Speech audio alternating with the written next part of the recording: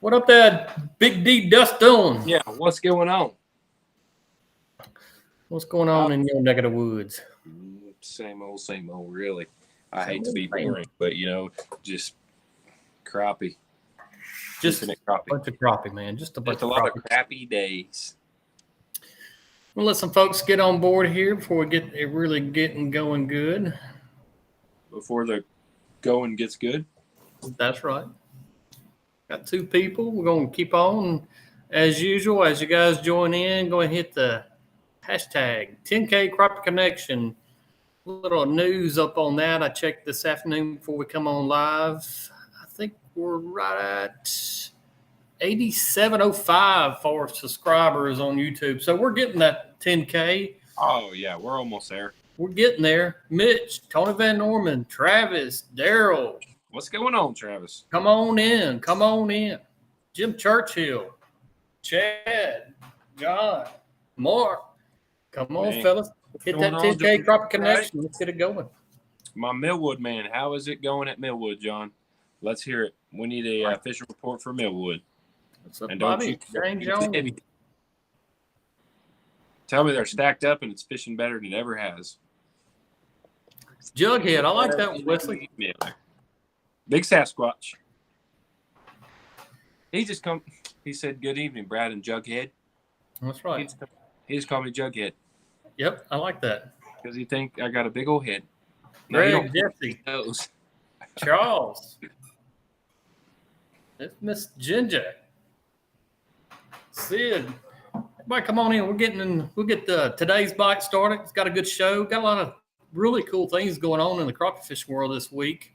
And I'm really excited to talk about it. I didn't even tell Dustin about some of this. What? Got some shocking things, I think. That ain't right. Here's Jeff Martyr, Mr. Chico Man. He said it's too dang hot. It's too dang hot. I can agree with that. You got to start early this time of year. You got to be out there when that sun's rising. Not me. And then leave when that sun's up. Yeah. What's up, Greg, Keith? Appreciate everybody coming on. Chad Wright. I hadn't seen you out there, Chad Wright. Where you been at, man? I hadn't seen you on the res lately. Bo. Got some real cool things, and we'll kick out today's bite here in 1 second. Another cool thing this week that's going on, and I'm really looking forward to actually what all is going to come about it, is ICAST this week. If you guys are not familiar with it, ICAST is this week down in Florida, Orlando. I haven't been in a couple of years. I used to go a lot, but it's the Fishing World Trade Show that's going on across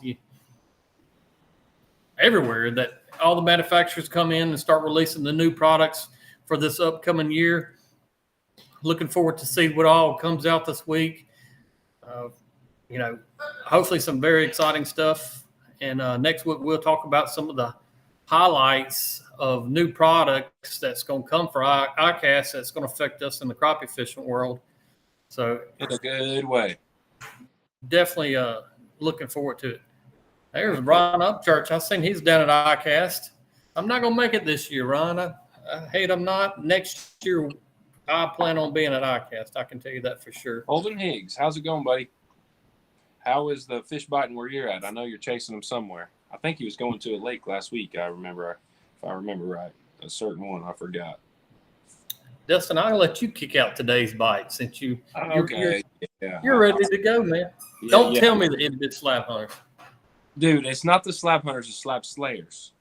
Oh, okay. So, yeah. I'm getting just as subtle as I possibly can now with a little bit less movement just because of how dang picky these fish are getting. It's kind of like I want to say it's a funk, but because usually this time of year, I'm really laying the wood to them. Limits super fast, in and out, and it's kind of like we're still catching limits, but I have to work a little bit harder for them to get the keeper-size fish. So I don't know quite what's going on, but I hope it levels out here soon. We've kind of had funky weather, like a real cool day and a real hot day. Maybe when we get in this dog days of summer, everything will straighten up. But today I went out with some great clients that I go out with a lot, and we just kind of jumped around brush piles. We started out on a big flat and just started bouncing each brush pile, and we started out deep and caught as many small fish as you wanted to catch. It was dang near every cast, 9 3/4-inch fish. And of course, the 10-inch fish is a keeper. So it's always running that line. I think we caught a couple keepers off that. And I just moved no more than 50 yards towards the bank and found a brush pile in 10 to 12 foot deep. And I bet we pulled 20 fish over 12 inches off of it. So just making small adjustments on the depth, finding where the fish are wanting to be that day, and then following that depth. So I just ran that line of depth in the brush pile, and them guys caught them a limit in no time. I'd say we used minnows and jigs, and I'd say the best color was black and pink, black hot pink, and that's the slab slayer. So 80-bit slab slayer with black and hot pink. That was money. That was doing just as good as a minnow today. So if you don't want to mess with the minnows and you want to catch still a load of fish, use one of them itty bits. I promise you, take that to the bank, put on an itty bit, drop that down in the brush pile, and slow retrieve it. You won't go wrong, I promise. Sometimes they're not biting super hard, but if you're slow reeling, you'll feel the pressure. You'll see your rod will start loading up. Yeah, we're using the 7-foot dingoes from Huckabee rods, and I can really. Even a lot of times the clients won't see the bite, but I can see their rod tip just going down while they're reeling. And they're not in the brush because you stop them early enough. And I'll tell them on the yank a lot of times because of them not hitting it super hard. It's more of a pressure bite. But yeah, good times to be had at Grand right now. It just seems like shallower brush pulling out a lot bigger class fish, but you can catch tons of them. We're catching over 100 fish a trip to get our limits. So still a blast. Sometimes our good days are our bad days are normal people's great days. So I try to not beat myself up, but we still been pulling limits and yanking them out. I just like quicker mornings, get out of there before it gets hot. It's taken us 3 to 5 hours to get our limits. So 3 to 5 hours is pretty good to catch the limit, especially in the heat of the summer in my mind. Oh yeah, for sure. My today's bite, of course, it's going to be on here on a Ross Barnett Reservoir, aka the Res. The bite's same thing. Hey, hold up just a minute real quick. I'm sorry to cut you off, but what's that squeaking in the background? Do we have a new family member? I forgot to ask. We got to show the new family member, the new puppy. And tell us what her name is again and where you picked her out, because I know this was your idea to get the puppy. And look at that. Look at her. There we go. Oh, there my gosh. He said he's going to use that for limb-line bait for his next flathead. Definitely not. That's too expensive of a bait there. That's Maggie. That's our new little Boston Terrier. She's 10 or 11 weeks old. 10 weeks old. That's awesome. It's like a new kid in the house for sure. Definitely a challenge. But okay, back to your today's bite. I had to get that in there. Before I was rudely interrupted there, Dustin. Yeah, sorry. And I'll see some comments I'm going to come up to in a second, but I'm going to kind of give my today's bite fishing report from here on the Ross Barnett. Today I fished secondary creek channels, ledges, plus the river channel. And what I mean by the river channel and these ledges is throughout the reservoir itself, before it was flooded and made, it used to be the Pearl River. And they dammed it up and then flooded all the lake beds and stuff. I'm not very much into the standing timber. That's just not really my game, I guess you would say. I'm a ledge fisherman. And I think of these fish on Ross Barnett as textbook crappie. And what I mean by textbook crappie, if you think of how crappie relate to structure and their movements day in and day out, these fish do it. So if you ever come to Ross Barnett, think of textbook crappie and you'll find them here. And seasonal patterns all play really a big part in this lake. Another thing that I've seen even Chad Rogers, and I don't want to skip over this, and I'm going to get back to what I'm talking about. He's talking about fresh water going shallow. On this lake here, current is a big thing, and a lot of other lakes, current is actually another big thing. And I've discussed it in the past, but I try to get out of current. And I think that's a lot of times when we think of fish going shallow, a lot of times in my mind, that's why these fish go shallow is because of current. They're trying to get out of that push of water coming through the lake. They're kind of like Dustin and I use him, for example, and even classify myself. We're lazy and we're wanting to sit in the easiest spot we can, whether that's in our house or in the boat or even, driving to say. So they're wanting to sit on the easiest spots. And these fish on Ross Barnett right now are sitting on those spots. They're sitting on these top side of these ledges breaking into deep water. Now, they're not going to chase down these baits extremely far. It's more of a reaction strike.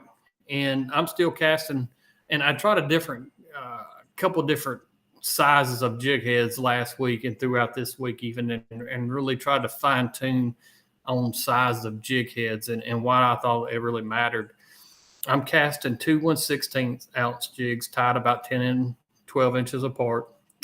And a lot of reason is the speed of the bait coming by these fish that are on stumps and brush piles. If I go lighter, one, it seems it takes forever, and it's just not enough movement to attract fish. And it's a fine line that I'm trying to draw to catch fish day in and day out. If you go too slow, it doesn't get their attention. If you go too fast, they're too lazy to go get it. Exactly. So it's a really fine line to pick. And I'm always experimenting in my boat whenever I'm fishing with clients or even by myself. And I'm going to change up. I'm going to put on the 32nd ounce and a 16th. All right, I'm not getting bit. I'm going to go to 2 32nd ounce. And what I'm trying to really get in you guys' head is keep experimenting when you're on the lake with even something as minor as, and it's really not minor, as jig head sizes. And if your fish are just following the bait and they're not attacking it, change up the speed. And that can really be influenced by the size of the jig heads. You know, the best color for me, and no shocker, it's been the same color scenario all year, will be either Cajun cricket, horsefly, or Grenada gold. That's my 3 basic colors that I'm going to start out every day casting to. Are using. I'm finding fish that are suspended, but they're close to these ledges. They're not going to be far off. Even a guy today that was fishing with me, he was asking me why I didn't have my live sonar set any deeper than 16 foot deep, because I have it completely set to go no deeper than 16 feet, even if I'm in 30 foot of water. Well, I'm finding out that really these fish that are a little bit deeper, because the thermocline starts and it disappears because of rain showers and different factors that makes water do that. But so I'm not even setting my live sonar, my Garmin live scope, to go any deeper than 16 feet. A lot of the reason why is I find those inactive fish in that deeper depth. So it does me no good to look any deeper than 16 feet. But my today's bite definitely is fishing ledges. They go from shallow water to deep water, holding any kind of structure, casting 2 1/16 ounce, like I said, Cajun cricket, horsefly, Grenada gold. And really the itty bit slab hunter is, man, it's my bread and butter for the last month and a half. And, you know, we say today's bite and what's different. And, you know, the only thing that I really experiment in different day to day is jig head sizes. And really seems to me that those 2 1/16 ounce is really the best combination for me here. Another thing that I did last week, and I cannot wait to release this video. About 2 years ago, I was in a big box retailer, and I noticed a pack of 4 lipless crankbaits. I don't even remember the brand. And I put them in my truck. And Friday night, I got in my truck to go somewhere or another, and I noticed them were in the door of the truck. And I was like, you know, I've never even used these baits yet. I think I'm going to give them a shot. So I took out the camera, the GoPro Saturday morning, and just went out fishing for a little while. And it was real windy, but I got to cast to some of these brush piles and just see how these fish reacted to it.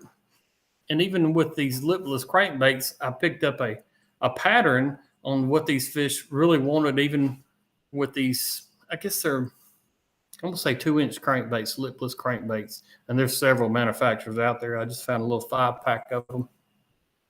But I noticed if I put a split shot 10, 12 above that crankbait, it would dive fast enough and I could retrieve it fast enough to really entice baits. And that's one thing that I've really noticed in the past week or so, that retrieval from fish is really key, whether you're getting bit or not. Because a lot of times when these fish are in that funky mood like they are right now in the dog days of summer, is the retrieval speed is the major thing. Color, profile, and retrieve speed. And that can be whether you're vertical jigging, if you set that bait on top of that fish and they just turn around and leave it or doesn't attack it, there's something to do with either you're presenting that bait too slow and not moving away from them. You're doing something that's not attracting them. But I know I'm gonna get off my little soapbox there. And I know we've got some different today's bite fishing reports that I'm gonna let you guys kind of tune in and say, but I should have that video out, and I'll say about 2 weeks.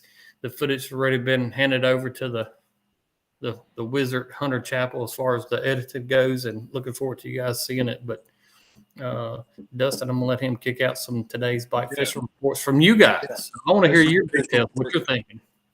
Trip Patterson said only way he could catch them on Kentucky Lake was to let the jig set on bottom and then reel really fast through them, made a reaction bite. I have seen that as well, even on these lakes at Grand. It's almost like we'll change the speed every other cast. Sometimes I just read which fish goes to follow the jig, and then however fast that fish is going, it's hard to make sense of what I see kind of, but I'll tell them to speed up or slow it down, because sometimes you can read each individual fish that's coming up at it. Like I said, it's hard to explain. If you start speeding up and it just kind of slows down, you can kind of slow it down with it and get them to react and bite sometimes. I kind of call it force feeding them because I feel like I am sometimes. But Michael Drake said he's fishing with a slip bobber rig. This time of year, summertime is a fun time to break out a slip cork. I actually just did a video on it and got some editing and stuff to do on it. But I use a slip cork with a jig on brush, and that's a great tool to use right now. If you're just trying to set it on top of brush piles and you can reel it through, you can still do your slow reel through that slip cork. It just helps you get to where you need to be, hold you on top of them. Chad Rogers said Grenade is definitely hurt from the fishing pressure. Number of quality fish is down from last year. What fish he found were in 10 to 12 foot of water. Mm-hmm. I said Bo's got a report too. What's he got? Well, I guess it's more of he's talking about setting the hook before you feel it, and that's kind of, goes back. Dalco, what you doing in Georgia, bro? I see you there. I'm trying to catch up with you guys. Yeah, I fell way behind, so you're going to have to catch that up when you got the soapbox, and I kind of lost all the guys there. I got the fresh ones, though. You got Matt Singley. He's fished with me several times, and I think he's like a very good luck charm whenever he gets in my boat, because we always seem to smash him when he gets in the boat. But do you have those clients that just you really have out every? I have some regulars, and it's like they have certain ones have just the luck with them. Do you ever notice that? It's like even when you're like, hey guys, I'm just letting you know it's just a little bit slower. We might have to work for them today. We're gonna get them, but we have first spot 20 minutes every time. Wax them. I'm just like, man, they got it going on. They're living right. That's what it's called, living right. Matt, he's asking about like going to a new lake, putting the boat in the water, looking for advice on finding fish. In any lake that I go to, the first thing I'm going to look for is any kind of river ledge or major creek that's flowing through the lake, because I know at that point there should be a ledge flowing from that deep water to shallow water. Crappie, in my mind, in my opinion, they use ledges as their major interstate highways. They'll follow them anywhere from going to the deep water to the shallow water, but it's kind of the best of both worlds in my mind. As far as crappie, it gives them deep water for as the security to run into and get away from predators, and even the shallow water to go feed and do their other business they get in the shallow water to do. But I'm always going to look for river ledges, going through a lake, and looking for steep inclines. And then at that point, I'm going to side scan and look for any kind of structure on those ledges and really kind of key in off that. So maybe that kind of answers that question. So, yeah. If I'm dropping on a new lake, he's saying before it to do some research, I would look up. It's kind of funny. I don't even get on a map of the lake really. 9 times out of 10, I just study the lake a little bit. I might look up even on Facebook. This kind of weird thing to do, but I'll type in the like crappie and the lake name. And then a lot of times you'll see a bunch of posts and there'll be a marina or anything like that on the post, and like marinas or gas stations that are close to the river or wherever you're going to go fish this new lake. And then a lot of times I'll look for a ramp there, and then I'll go to that ramp. I'll start at that boat ramp that's close to one of those areas, and then I won't even look on the map till my boat's in the water there. And then I'll get on that map and look for stuff like he just kind of named. I'll start looking for channel swings, flats off of the channel swings, and then start looking for structure. But 9 times out of 10, I don't even look at a lake map until I'm on the water, which is kind of crazy. I just feel like, I don't know, you can go and drop in the lake and learn a lot more about it than just guessing. Because you might get to that lake after looking at that map and realize it's way different than you thought it was. So I like to get on there, then pop the map up. You know, years ago, really fishing Magnolia Crappie Club, and I remember the first time we went to Grenada Lake, and I'm talking probably 15 years ago, and we looked at lake maps a lot, even paper maps back then. And we picked out spots and off of a paper map. And, you know, it's just like I said, we looked for the river channels and how they ran and the time of year. And back when pre-live scope MCC record, we caught a 19.5 pound stringer on Grenada off of a spot that I never pre-fished just by picking it off a map. So it can pay dividends big time. And it's just looking at what makes sense on a map. And were you looking at the paper map? Yeah, looking on the paper map the night before, because you know you get up there and you start fishing. All of a sudden, you look at the forecast. And you're like, man, where we pre-fished today? It's going to blow 30 miles an hour. We can't fish none of that. So we kind of had to make a wind and Grenada don't play. Grenada don't play at all. No. Yeah, it was blowing 30. But yeah, you can grab paper maps. You know, Ken will always bring them too on our tournaments and stuff, and we'll lay out a paper map too. And it seems like you can always call 9 times out of 10. You pick 4 or 5 spots, and one of them is going to be a really good area. I mean, you can definitely pick out good areas on the lake map too. Paper map is probably the best route for that, though. Yeah, Buck Anderson is asking something about the Sulfix line on YouTube. I think it's Supreme, Sulfix Supreme. I don't know if I've got it rolled in here or not. I don't think I do at the moment. But it's the Supreme. I'll use a high-vis 6-pound Sulfix. And like I said, there's K9's a great line. Gamma's a great line. I've been using some. And there's a lot of great lines. I just kind of rolled with Sulfix for a while now and hadn't had a really big reason to change because it has worked well for me. Just another thought. Fish eat every day like you go.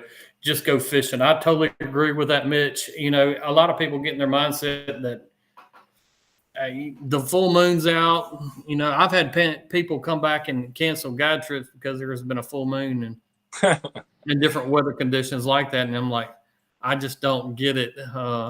You know, I'm going to fish every time I get an opportunity, whether it's with clients or without them.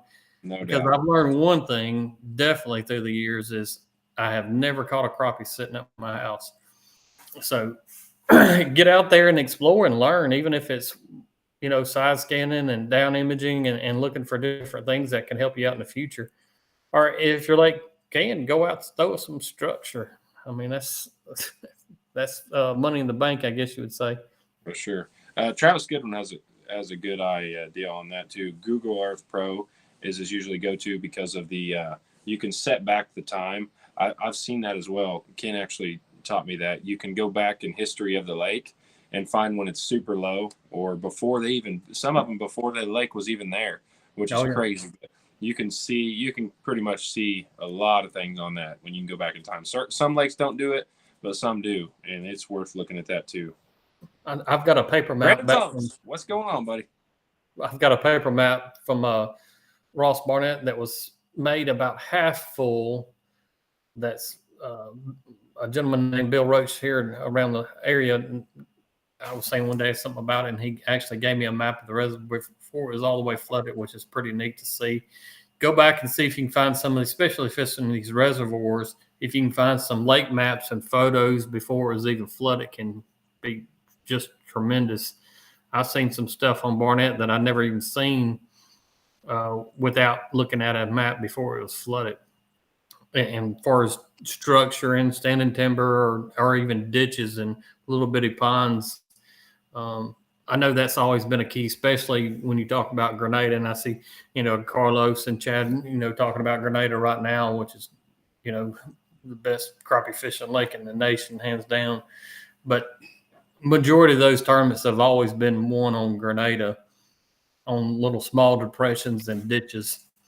Ever since I can recall crappie fishing, way before live sonar was a thing or even thought of. But pre-scouting maps, looking at maps is a big deal. It can really pay off big dividends in my mind. Let's see. Jessie Meadows. Let's see what she said.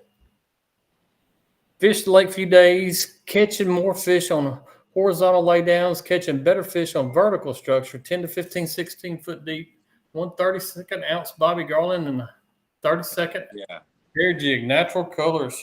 That's a good fishing report right there. That's the stuff we talk about. Paying attention to small detail, laydowns compared to vertical structure. Stuff like that really does make a difference. Sounds silly, but that definitely can make a difference. Sometimes laydowns are holding way bigger fish, but it can definitely vary, and both can hold different size. Here's another really cool report from Kentucky. He's caught a good mess of fish on a new lake. That's Kansas, using a 1/16 ounce crappie pro jig head with a minnow and a green pumpkin chartreuse swim bait. Fish were on brush in 4 to 8 foot of water. That's very interesting. Now I can find some fish in 8 foot of water, but 4 feet here is very strange for me. Yeah, that's actually a good friend of mine, and he's actually out here in Kansas as well. That's where I caught him in 3.5 this time of year. So it's kind of crazy. Wow. They get way up there shallow in these flats. I don't know. I can't put my head around why these lakes are super shallow as it is, though.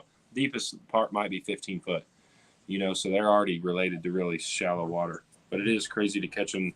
And he did destroy the fish out there, too. He caught a bunch of 2-pounders. This time of year, catching a 2-pounder in 4 foot of water is a blast. Yeah, I mean, oh, hey, that is a good question. What was the winning weight for that crankbait tournament? It was under 10 pounds. Oh, I think we need to watch that video over and see what my guess was. Because did I say 959? Something like that. I was something close, but I can't remember. Dang, that's pretty cool. So just under 10 pounds. So in other words, you may have won that one if you would have got out there. Maybe. Trying to catch up with everybody. Appreciate everybody chiming in with these great reports across everywhere. Believe me, I get so many people tell me every week how much they enjoy just even looking at these different fishing reports and how they're helping them out. Make sure you do it. If you've been out fishing, give out that fishing report. And, they're all our fish. There's no one particular person that owns any of these fish out there in these lakes. So make sure you get out there and enjoy. And we'll do a few more reports. And I want to kind of go back on today's topic. And I got another very special thing I want to talk about tonight and hopefully get some help from you guys this week on this particular subject. Brandon Thomas said he's catching them on long, flat points. If you find a stump, you've got 15-plus inch fish. He's fishing around me, I'm guessing, one of the lakes, Hudson, Grand, or Spavinal, somewhere in there. But thank you, Brandon, for the fishing report. What bait was you using, though? We got to know what color and what kind of bait you were ripping them with, brother. Are you going to Erling? No, I'm not. I'm not going to make it to Erling. I'm not even sure what tournament is there. I'm so caught up in guiding right now. But in I don't even know. Let's see. August and September, I believe. We've got the elites and one coming to Grand in September, too. So that will be a blast. Yeah, I caught a couple fish today. Well, the clients caught a couple fish today that would really help in that big fish tournament in September. So I can't wait for that one. I'm excited. Hopefully the fish will cooperate for me. We've got Chris Collins. Chris Collins is the Crappie Connection plus size, super size model, as he would call himself.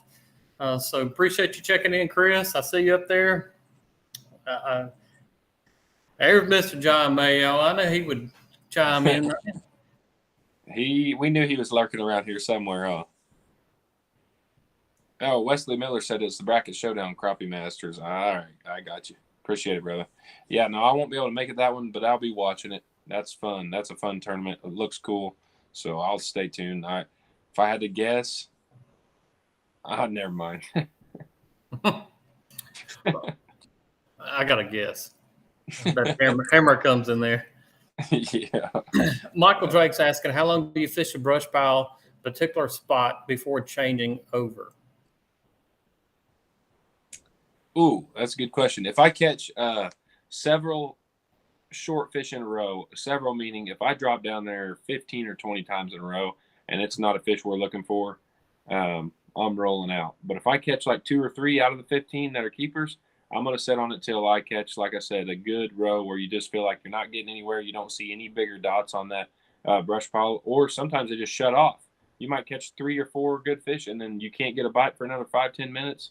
I'm rolling on. And it's important this time of the year to keep moving.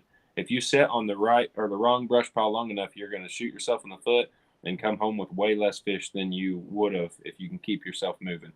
Along that same subject line, even my mind too, is, I started out this morning and I could see 2 boats fishing probably a quarter mile from me. And they stayed in probably 100-yard stretch for it had to be an hour and a half. And literally I completed probably 3/4 of a mile all the way around them. Just because, if I see fish not reacting to a bait, and I've tried several different profiles and colors, and they're not doing anything to make any kind of reaction to them, I'm going to leave them. Now, not saying I'm not going to come back to them, but at that point, I know that particular spot is inactive in my mind. It's just kind of like, my scenario is, if you leave a buffet line and all of a sudden somebody hands you a hamburger in a parking lot, you're probably going to say, all right, I'll eat it later. Or most likely you're not going to eat it at that point because you're stuffed full, and those fish are full and not want to eat, and just come back in a little different time, and you're liable to smack on them. Yeah, it's definitely, sometimes it's a timing thing on a brush pile too. You might not get a fish to eat there, and then you come back an hour later and there's more fish there and they're way more aggressive. But also something we've seen today was several times there's a pile of crappie on this brush pile and you would lose sight of the crappie or any of the brush pile due to all the small fry and bait fish go into that brush pile. Like it just would be a swarm of shad or small fry. And those fish are already so full. We're starting to get stuffed on these little bait fish that whole screen fills up, and sometimes I would spook them with the trolling motor, spook the bait fish off, but 9 times out of 10 that will lock the fish down if those bait fish come in that brush pile and they stuff themselves full. Another thing, and we'll go back to some of these different techniques and stuff, but I want to go ahead and bring it up while it's fresh on my mind. This Thursday night and I've got that, I'm gonna pop it on the screen, at Leroy Percy State Park. They're having the meeting with the fish biologists from the Department of Wildlife concerning Lake Washington. I am calling all my crappie fishing brotherhood to come to this. This is our future for Lake Washington. For you guys across the nation not familiar with Lake Washington, I would say 7 to 9 years ago, it was the number 2 crappie fishing lake in the nation for big fish. It had my best day there, I caught 3 over 3 pounds, caught a 377. It was just the peak and the pinnacle of a trophy fishing lake. Viewed through various factors, it probably declined through the years, but and we're wanting to know really what our Department of Wildlife is have in store for us this lake. So it's definitely, I need everybody that can make it this Thursday night, 6 p.m., Leroy Percy State Park, to come out. Let's show the Department of Wildlife that we care about our resource. We want it to be as good as it ever was and better. I know I'm going to be there. Hopefully everybody else can attend because it's really important. And if you ever wanted to catch a 3-pounder Mississippi, this lake produced them. And I know there are a lot of people that's going to agree with this. The lake's been hurt for, I'm going to say 4 years now. And I used to guide on it. You know, I caught a lot of fish out of that lake, and you know, people want to play guides and live scope and different factors on hurting a lake, and it definitely can. And that's one of the things that I would like to see change on that slate, because I get people asking me in the last month what I'd like to see happen as far as Lake Washington. I would like to see the daily limit lowered from 30 to 15. I would like to see a possession limit changed from a 7-day possession limit to something like a 3-day possession limit. And I'm talking ideally what I would love to happen there. I would like it go down to either a 2 or 3-day possession limit. I would like to see the daily limit go down to 15 and a boat limit of 30. I would like to see no yo-yos in the month of February through April. And I would like to see a keeper size going from 11 inch to 12 inch. And I believe if they did those things, Lake Washington would probably be back like it used to be in the good old days. And we all hear that terminology through our lives. But I would like to see Lake Washington get back like it was back in the good old days. So if you cannot attend, and after this meeting, I'll have some more info on who to contact and different things like that. But if you can attend this week, Leroy Percy State Park, 6 p.m., Crappie Brotherhood. Let's go out and make a presence known, and let's fill the house. So hopefully get some chime in on that. I was going to ask you about slot limit, what you were thinking, but that's my ideal scenario for that lake. Now, I don't know if it'll happen, but we will find out this week. What exactly is the crappie fishing like there now? I mean, say you were going to go out there.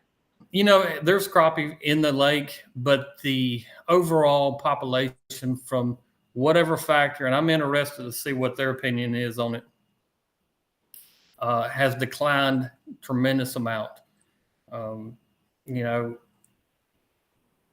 it's just we don't have the crappie population that we used to have. But today, if you went fishing there, could you catch 15, 20? It would be tough. It's that tough. It would be tough. Wow.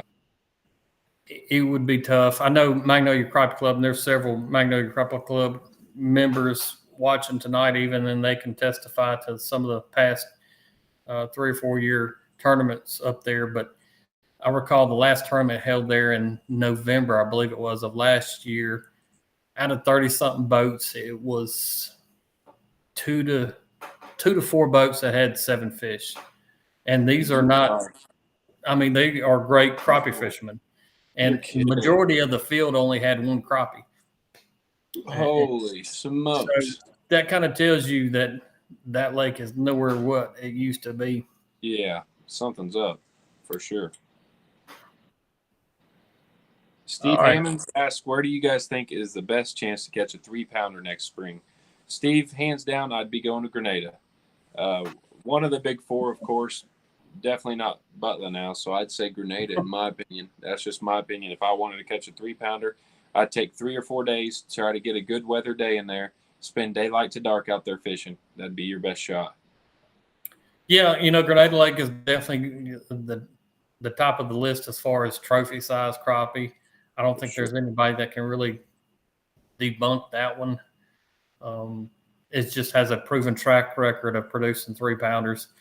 You know, it's going to be interesting, and I see a couple guys chime in on Grenada Lake and some of the core lakes on the future of it. And, you know, that's what, in my mind, Crappie Forever, these guys are doing. And Daniel White, Crappie Forever, we're going to actually go together up to this meeting. But this is what we're going to have to do in the future to protect crappie fishing, in my mind, is go to these meetings and be a presence and let these different wildlife agencies know that we're involved and we're concerned and different factors. So, you know, but if I had to pick one lake on my bucket list, it would probably be Grenada Lake to catch a monster fish. And hopefully in 4 or 5 years, I'll tell you Lake Washington. Yeah, there you go. Brad knows when to move. Yeah, you know, Chris, that's definitely a key. Just keep on moving. Today, I probably looked at a couple thousand crappie, and we caught 33. So the ticket for me is definitely not stay at a place too long and keep on moving, like Little Richard. I can agree with that.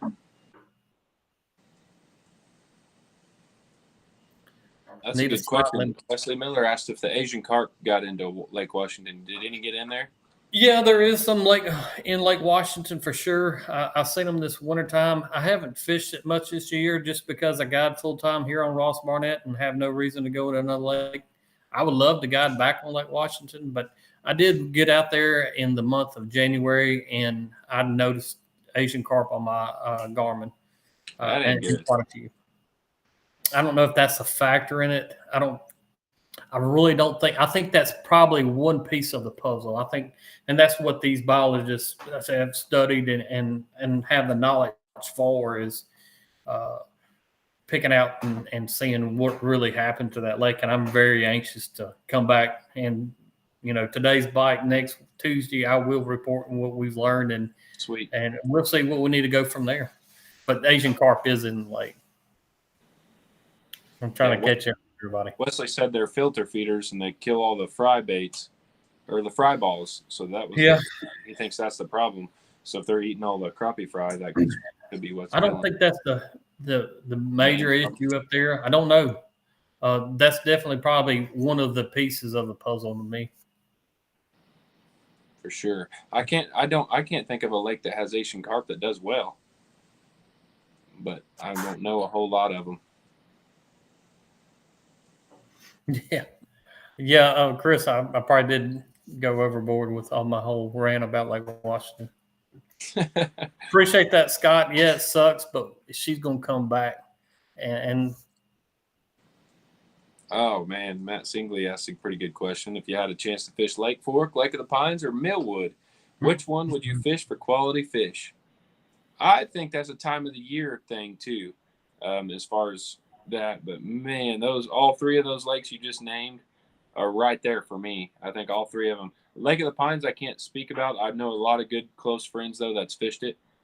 All three of them got giant fish in big numbers of it. Lake Fork though is the one I would probably pick out of those three. Lake Fork. If I've been to Millwood, I haven't been to the other two. I know. You haven't been to Lake Fork? I have not. Oh my! I'm waiting on Jerry Hancock or Chris Webb or some of these other great fishermen in that lake to invite me. They but I invite haven't me once a year. They invite me once a year. So I can't believe they don't invite me. Jerry gets me over for one of them crawfish boils. He hooks me up, dude. I've seen Wesley and everybody else go on this crappie adventure last summer, and I'd like to get involved with that. I mean, I might be the old guy in the clique with you guys, but I can hang, man. We'll get you hooked up there next time. Okay. A lot of people saying Fork. I can definitely agree. Fork can be unbelievable. I was just I'd say Fork probably, but I'm, like I said, not a big. I fished Millwood, and when you hit Millwood at the right time, it can be unbelievable. Of course, it hasn't produced or shown the numbers like it usually has, but Fork's more consistent year round. Yep. In my opinion. Greg Ladner, a buddy of mine, he's asking about where can you email and stuff. And next week I'll have all the information that I will post. I have some of the emails to the biologists and such, and we will find out, what direction they would like to hear from the public even more about Lake Washington, because there's a lot of people that love that lake, and I know you and Ginger love it as well. Hey, you just got invited to Fork, buddy. Brian said he's going to Fork in late November, and you are welcome to come. There you go. I like it. About time, man. Finally, I'm getting the invite. Let me roll on down.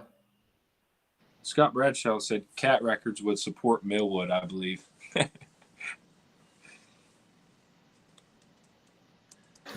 Charles Henderson asking about fishing at night. I have not fished at night, and the question actually came up today on the boat, and had guys fish me today ask me, if I owned a pier that had some deep water, I would like to fish at night. But as far as getting on the boat, I'm just not a really big fan of biting mosquitoes at night. So for me, I wouldn't do it.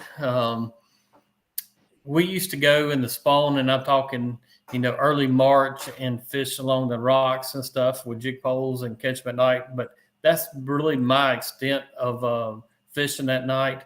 Now, I did do a podcast, I think 2 or 3 years ago, about crappie fishing at night over lights and such. It sounds like a blast.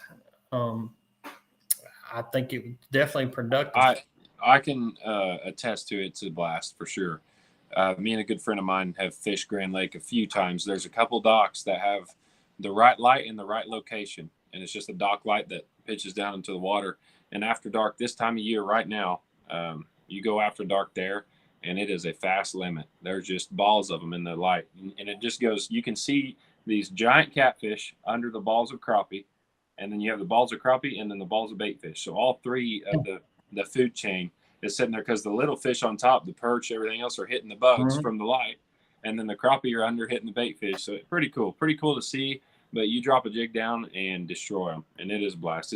That's a fast. There's your video there. There's your video. Yeah, I just thought about that when you said that. I thought there's one right there.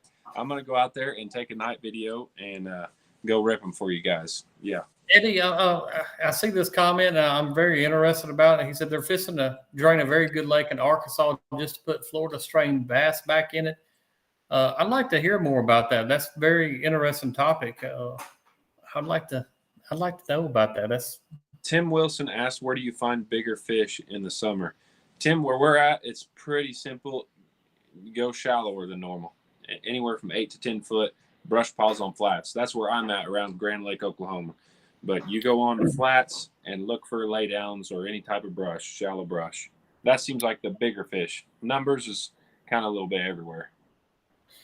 For me, one thing that I noticed for the bigger fish, now I haven't had a lot of small fish. We've caught the majority of our fish are ranging from, I'd say, 10 to about 14 inches right now, and they're heavily on brush. But some of those giant crappie that I'm seeing and catching still are on little pieces of structure in those same areas that I'm finding the bigger brush piles and stuff. But it might be only it looks like a stump or size of a fence post, and it's going to hold 3 or 4 or possibly even one just big fish. And if you can find that big fish sitting on top of that piece of structure off the bottom, they'll come up and annihilate it. But typically I'm finding the bigger fish on smaller pieces of structure in the same areas that I'm finding the brush piles that are loaded. But those smaller pieces of cover, those big fish seem to be really keying in for as me. That's what I'm seeing on Ross Barnett as far as the bigger fish goes. Perfect. Yeah, Ken, he's interested to hear about that as well. Here's a YouTube. Fished at night last weekend. Let me go back up there. There he goes. Fished last weekend in Green Summers. I've 3 fished vertical tree on a point with pump station lights shining on the water, Cajun cricket, anything gold, 12 to 15 foot of water. I'm trying to see what lake that is. Or is that the summer? Green Summers. Brian said the Cajun cricket's been on fire at the res up the river. Yep. Huh. That's see? a killer summer color right there. That's one of my favorites too. Another thing about night fishing I was thinking about, it is also amazing to me how in the dark you can grab the smallest jig you can find, and it can be the darkest color you can find, and those crappie will inhale it still. How do they see that stuff? It blows my mind, because see, I was thinking that the sunlight is pitching off of your jig, and that's what's making the density of the color and all that. And I was putting on the green lantern and catching them things at dark like that. That was pretty crazy to me also. Another thing, and like I said, I'm wearing a Crappie Connection cap, guys. Look at Crappie Forever, not just for Crappie Connection gear, but Crappie Forever gear. They've got a lot of really cool hats, T-shirts, and I think they're even not let a big cat out of the bag, but I know they're looking at some short designs too for us crappie fishermen. So, and I always say when it comes to crappie fishing industry, me and Brian Wesley, we like this subject a lot. We'll talk to each other a lot about it, but make sure you're supporting these companies that are supporting the crappie fishing industry. And a big kudos to like Bobby Garland Baits and stepping in and saying, hey, I want you guys to do this every week. And look at from B&M to Crappie Magnet, you name these other great sponsors that we have on the Crappie Connection, but look for sponsors or look for companies to buy products that are supporting the crappie fishing industry. And like I said, Crappie Forever, they're looking out for as our future goes. So make sure you support those guys and look them up, crappieforever.com. Like I said, got some great gear that any crappie fisherman would definitely like. And I'll post their link right there. Hey, Chiplock, I seen you said you want some of that nighttime action. Let's go, buddy. Let's go. You just get a hold of me. We'll go out sometime. That'll be a blast. Chris Collins said it best. He said, hit that like button for Brad and Dustin. I like it. Yeah, go ahead and hit that like button. Heck yes. Last week, We'll go ahead. The show that we did podcast was on side imaging, and we've had a lot of people watch it and rave about, some different things they learned. So if you guys hadn't checked out that podcast from last week and you're wanting to become a little bit better crappie fisherman, we talk about a lot of tricks and tips on side imaging in that podcast. And, got some more ones that I recorded from the crappie compound up in Como, Mississippi. That definitely are going to be some really good things coming out from those. So make sure you hit that subscribe button on YouTube. Like I said, we're about 1,300 subscribers on YouTube to hit that 10K. And appreciate every single person that watches every week. And definitely all you guys that comment and give these fishing reports. That's really what it's about. Absolutely. And without Bobby Garland, wouldn't happen either, guys. So for me, shout out to Bobby Garland for making it possible and making me be able to do this for you guys on Tuesday nights, because I enjoy it just as much as y'all, for sure. Oh, yeah. I mean, we both look forward to doing this every week and look forward to seeing all my buddies from Ricky to Marty to Kent Driscoll to John Mayo. The list goes on and on and on. Everybody that comments on here, likes it, anything to do with it, I appreciate you guys very much. I think they're talking about Lake Conway. That's what I seen that Kent said a second ago. Yeah, that's what he said. Lake Conway, Central Arkansas, wanting to leave it down for 5 years and then restock it with the bass and fix something, I believe. Great Lake for crappie, red ear brim, and big flathead. You can go to the Facebook page and they talk about it there.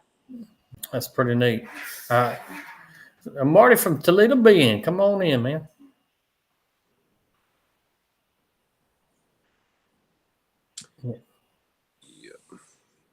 I think that's like the podcast. Definitely need more on leveling transducer fries. And he's talking about a clip from the podcast. He's talking about leveling, your transducer on the back of the boat. And we talk about it in pretty good detail on the podcast. But, if you look at your water level, your watermark on the side of your boat when you get out every afternoon, it should be at a pretty consistent water stain, I guess you'd say. If you can level your transducer just off that watermark, you'll be fairly level. And like I said, back on that podcast, he talks about it in good detail on leveling your transducer for our side scanning goes. Scott Bradshaw. I'm trying to read it all.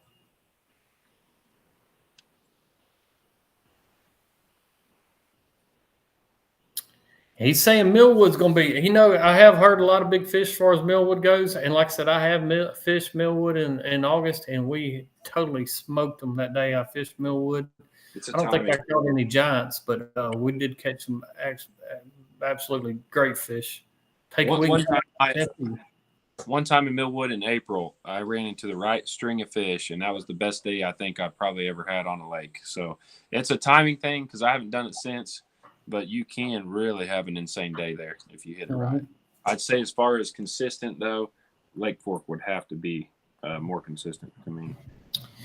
But Any of the baits that we talked about today, from the itty bit slab slayers to the slab hunters, you can check them all out at www.lurenet.com, and it's up underneath Bobby Garland. And put in your comments if you ordered anything from those guys. Make sure you're hearing it from today's bite. It just helps us keep on growing. Keep And the ball rolling. appreciate everybody coming on every week. There's Slab Nasty. Where you been at, Slab Nasty? Man, come on, nasty. Don't be nasty to us. Yeah, I called him out. But appreciate everybody coming in every week. I think we're about wrapped up for this week. And like I said, next week I will go through and let you know what all we discover from this meeting on Lake Washington. And like I said, if you guys can meet us up there Thursday night, 6 p.m. is when the meeting starts. And I hope to see a lot of you guys up there. And let's see what we can come out from the meeting. I'm looking forward to it. I appreciate y'all. We'll see you next Tuesday, 7 p.m. Holla. Right. Appreciate everybody. See you next week. Leave some for us. Holla.